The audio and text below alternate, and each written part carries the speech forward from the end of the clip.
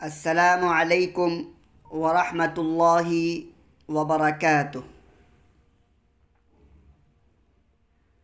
امر حاضر معروف ہم نے پڑھا تھا،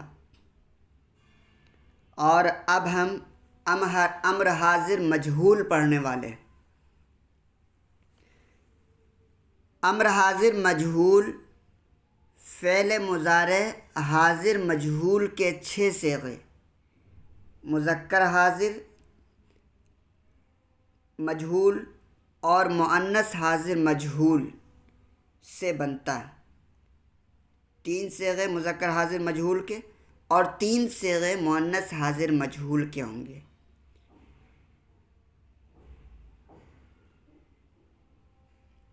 اس طرح کہ فعل مضارع حاضر مجہول کے صیغوں پر لام امر مکسور لاتے ہیں۔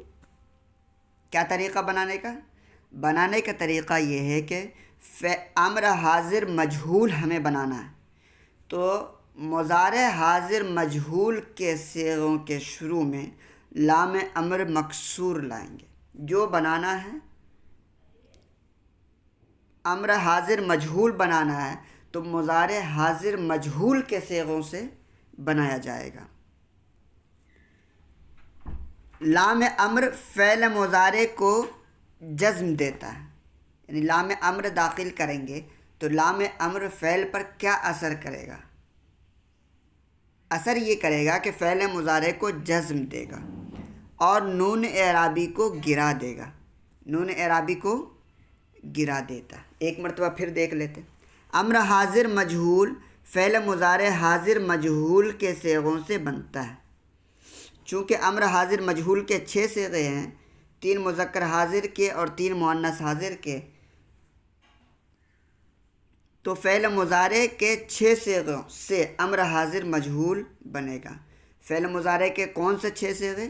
مذکر حاضر مجہول کے 3 صیغے اور مؤنث حاضر مجہول کے 3 صیغے، ان سے امر حاضر مجہول بنے گا۔ کیا طریقہ بنانے کا؟ فعل مضارع حاضر مجہول کے صیغوں پر لام امر مکسور لائیں گے۔ لام امر فعل مضارع کو جزم دے گا اور نون اعرابی کو گرا دے گا۔ گردان دیکھتے ہیں، آ گئی بات سمجھ میں؟ بحث امر حاضر مجہول۔ لتفعل، چاہیے کہ کیا جائے تو ایک مرد، صیغہ واحد مذکر حاضر۔ لتفعلا، چاہیے کہ کیے جاؤ تم 2 مرد، صیغہ تثنیہ مذکر حاضر۔ لتفعلوا، چاہیے کہ کیے جاؤ تم سب مرد، صیغہ جمع مذکر حاضر۔ لتفعلی، چاہیے کہ کی جائے تو ایک عورت، صیغہ واحد مؤنث حاضر۔ لتفعلا، چاہیے کہ کی جاؤ تم 2 عورت، صیغہ تثنیہ مؤنث حاضر۔ لتفعلن، چاہیے کہ کی جاؤ تم سب عورت، صیغہ جمع مؤنث حاضر۔ آ گئی بات سمجھ میں؟ کوئی دقت، کوئی پریشانی؟ آج کے لیے اتنا ہی، پھر ملتے ہیں۔